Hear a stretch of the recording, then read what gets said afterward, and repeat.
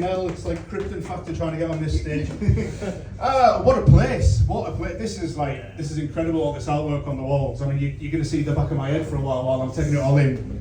But the ironic thing is, you do this outside, it's fucking criminal damage, isn't it? But in here, it's all accepted. Everyone's like, everyone having a good time. It's Bank Holiday Sunday. Everyone had a beer. Yeah. Everyone having a good time tonight, yeah? Yeah. Excellent. That makes it so fucking easy for me because I've got to be honest. I need to admit, I am very, very needy as a comedian. Like, I'm the kind of guy, I'll send a message on WhatsApp and then 5 minutes later I'm looking going, where's me lol? where's me laughing emoji? Didn't even get a thumbs up. I mean, I'll tell you how comedy works, right? I'll make a joke, it goes in your ears, goes in your brain, you go, and I'll get a full-on throbbing erection from it, like, seriously. Fully addicted to that. And it doesn't matter if we're in the family group chat on WhatsApp talking about our dog going missing. I'm making jokes. My mum's down at Redcar Beach telling us that Jasper's gone missing. I'm telling her, if the dog doesn't come back, you don't have to pay for burial costs. It's fucking win-win. She's down there whistling at the waves. She's shaking dog treats. She's shouting, Jasper! Nothing.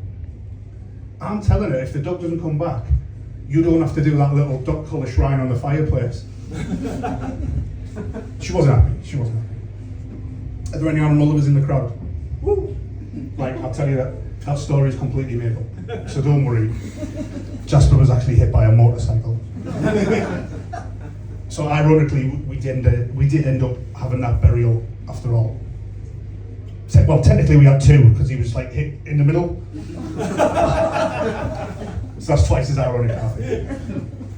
So, a bit about me, been doing comedy about 6 months, and one of the reasons I got into comedy and started doing this was my daughter.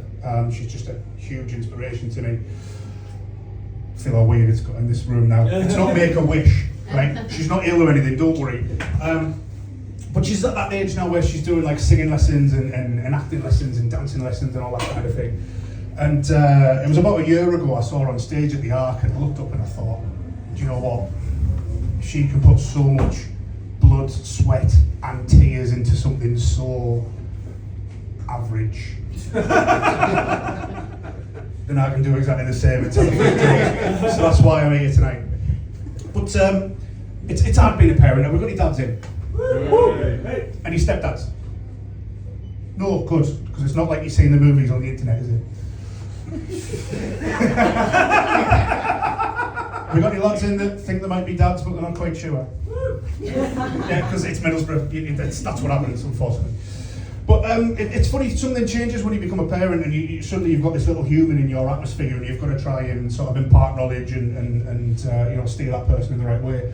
And one of the things that we're meant to teach our kids is not to judge people. I find that really difficult. Because if I see somebody walking down the street with an NFL jersey on, I just think, what a cunt. That's the kind of person that's looked at all the good sports and thought, do you know what, they're too popular for me. So I'm going to go out of my way to show everyone that I support the Seattle Seahawks. It's fucking pathetic, isn't it?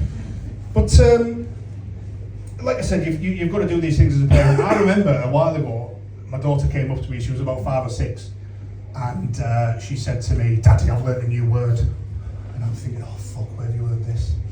She said, I've read a new word in the book, will you help me figure out what it means? She said, I've heard the words, mixed emotions. And suddenly I've got to think, right, I need to put this in terms that she understands, that'll stick. So I said to her, can you remember when you did a big poo in the toilet last week? And she went, yeah. I said, can you remember you didn't want to flush the toilet in case the room filled up like in Paddington? She said, yeah. I said, can you remember laughing your head off all the way through that? She said, yeah. And I said, that is mixed emotions. And it stuck, and I've never had to explain it since.